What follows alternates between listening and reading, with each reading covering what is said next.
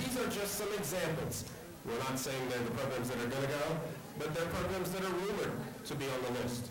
The Digital Media Arts Program, History Program, Chicano Studies, the Dance Program, and the Music Program. You know, once they are eliminated, they don't come back.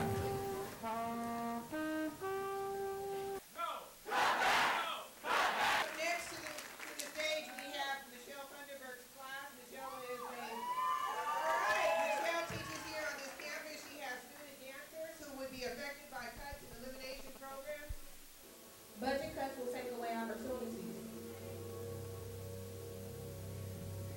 The school is letting down the students. We appreciate our program. Another round of applause. Ladies and gentlemen, stand and join me in welcoming California's leader, Assemblyman Majority Leader, Alberto Torrico. I am so honored and happy to be here, the home of the Toros, because as you all know, and if you don't know, just look around and look at your classmates.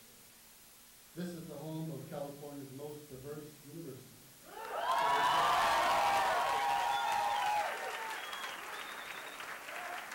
As all of you know, we are living through some difficult times. But I'm really tired of all the excuses. I'm really tired of all the bickering and the partisanship, because it is time for us to put our money where our mouth is and talk about some solutions. In California, although we all talked about the recession and we all talked about how painful times have been, there are a group of people, specifically corporations, that in spite of this recession are doing quite well. ExxonMobil, you may have heard of them. Their profit in 2008 was $45.2 billion. In 2007, Shell had a profit of $31.3 billion, BP $20.8 billion, and Chevron $18.7 billion. At the same time that they're raking in the cash, the governor and the rest of us in Sacramento have decided for the last 100 years of our state's history that we should give the oil companies the oil in California for free. That's what we do today. Every other major oil producing state in the country recognizes that the oil belongs to the state and the people of the state as a natural resource, and that it should not be given away for free. George Bush's Texas charges a fee to oil companies. They raise $400 million a year for higher education with that tax. Even Sarah Palin in Alaska recognizes that the oil belongs to the people of the state and charges a 25% extraction fee for the privilege of drilling for oil. Well, today, ladies and gentlemen, we're going to be proposing a solution to two of these problems.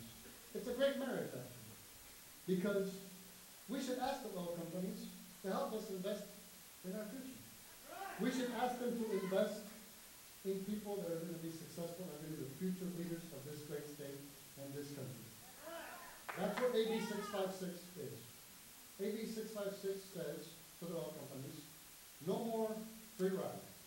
You must pay your fair share to invest in California and for the privilege of drilling for oil, and we will charge you, Governor Schwarzenegger's proposal, by the way, just 9 months ago, a 9.9% extraction fee, a lot less than Alaska and Texas. That fee will raise $1 billion for education.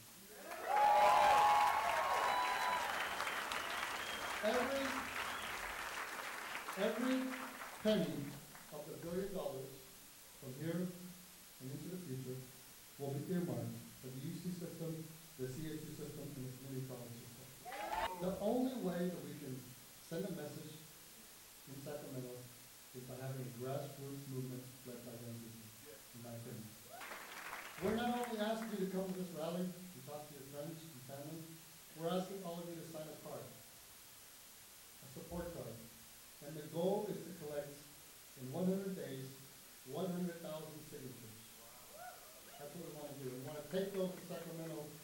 send a message to all the politicians that there is a solution and there is an investment to be made in higher education. To say is this: Dominguez Hills is reflective of California's future. You are the face of tomorrow. All of you. Now, I have heard, and I've been very disturbed to hear, that there is a proposal to start eliminating programs, eliminating classes, making departments go away.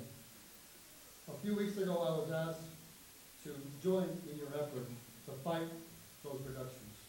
So I'm prepared now to sign a letter to the President, Dr. Mildred Garcia, urging her to reconsider her position.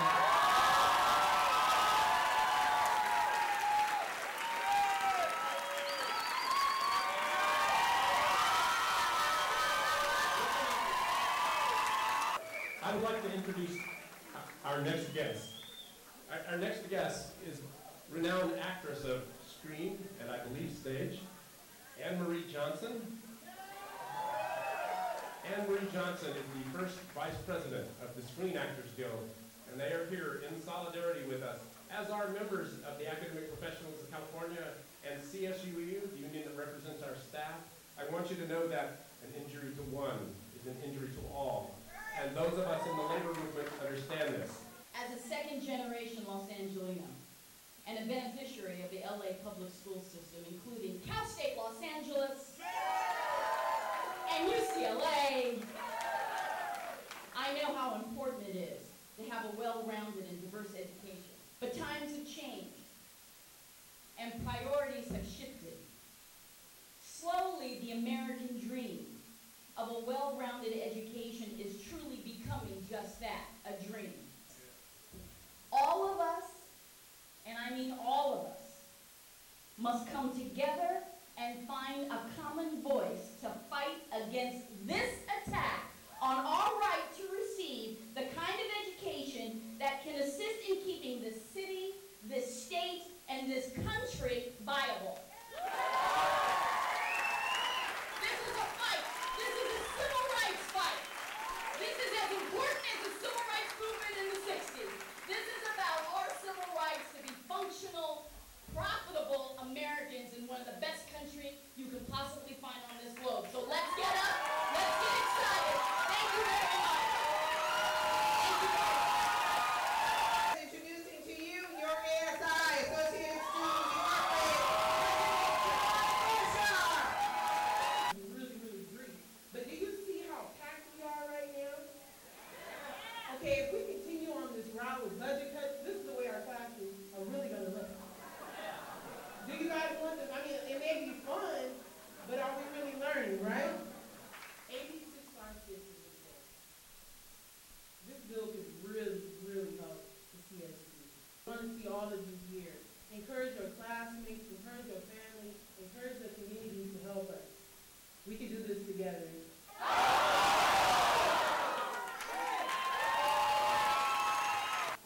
In a moment, I would like for us to respectfully, quietly, and legally, we're going to go over to the administration building and we're going to stay as a crowd outside. We don't want to scare anybody because a crowd this big can be scary. We don't want to go there. Peaceful. We're going to have a small delegation go up to the president's office and we're going to be asking the following.